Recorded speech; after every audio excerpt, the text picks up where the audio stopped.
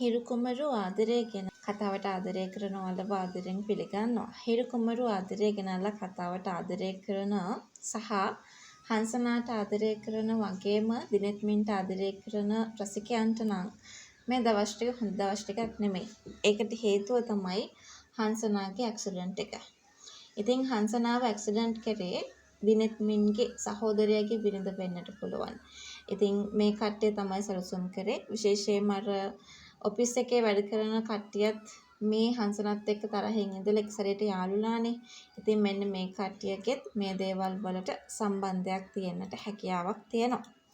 ඉතින් කොහොමනත් දැන් දිනෙත්මෙන් කන්නලව්වක් සිද්ධ කරනවා. ඉතින් ඒ කන්නලව්වෙන් පස්සේ මොන වගේ දෙයක් සිදු වේවිද කියලා අපි මේ වෙලාවේ කතා කරන්නට සූදානම් වෙනවා. ඉතින් වීඩියෝ එකට යන්නට කලින් මතක් කරනවා මේ වගේ වීඩියෝස් දිනපතාම බලන්නට ඔයා ආසාවකින් ඉන්න කෙනෙක් නම් ඔයාට පුළුවන්කම තියෙනවා මගේ channel එක subscribe කරලා මාත් එක්ක එකතු වෙන්න. ඒ වගේම like කරන්න, comment කරන්න, තවත් නොදන්න යාළුවෙක් වෙනුවෙන් share කරන්නත් අමතක කරන්න එපා කියන කතාව ගැන තමයි අද අපි හැමෝම මේ වෙලාවේ කතා කරන්නට සූදානමක් තියාගෙන ඉන්නේ කියන කතාව අපි මතක් කරලා දෙනවා. කොහොම වුණත් දිනෙත්මින්ට තමන්ගේ නෑන ගැන ලොකු සැකයක් හැමතිස්සෙම තිබුණා. ඒ වගේම තමන් එක්ක ලොකු ප්‍රශ්නයක් දාගෙන හිටිය කියන කතාව ගැන අපි හොඳටම මේ වෙලාවෙත් දැනගෙන හිටිය කියන කතාව ගැන අපි අද මේ වෙලාවේ මතක් කරන්නට සූදානමක් තියාගෙන ඉන්නවා.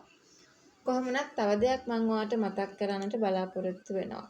දිනෙත්මින් ඉල්ලන්නේ ඉක්මනින්ම එයාට සිහිය එන්න අවස්ථාවක් හදලා දෙන්න කියලා. ඒ වෙනුවෙන් Tamanට ඕන දෙයක් දෙන්න පුළුවන් කියන එක ගැන මෙතනදී කතා කරන්නට පුළුවන්. මෙතනදී කන්නලව් කරන්නට පුළුවන්. ඉතින් කොහොම වුණත් දිනෙත්මින්ගේ කන්නලව්ව නිසා ඉක්මනින්ම අපිට විශ්වාස කරන්න පුළුවන්කම තියෙනවා හොඳ වෙනවා කියන එක හංසනාට.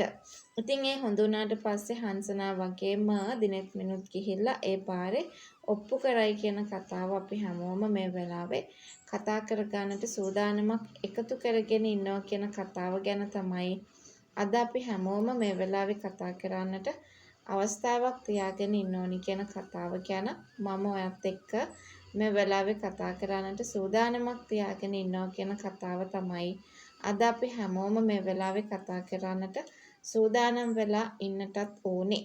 කොහොම වුණත් දිනෙත්මින් නිරන්තරයෙන්ම කල්පනා කරන්නේ මෙන්න මේ වගේ දෙයක් කියන එක ගැන අපි හොඳින්ම සාධාරණව දන්නවා කියන කතාව ගැන තමයි අද අපි හැමෝම මෙතනදී කතා කරන්නට සූදානමක් තියාගෙන ඉන්නත් ඕනේ.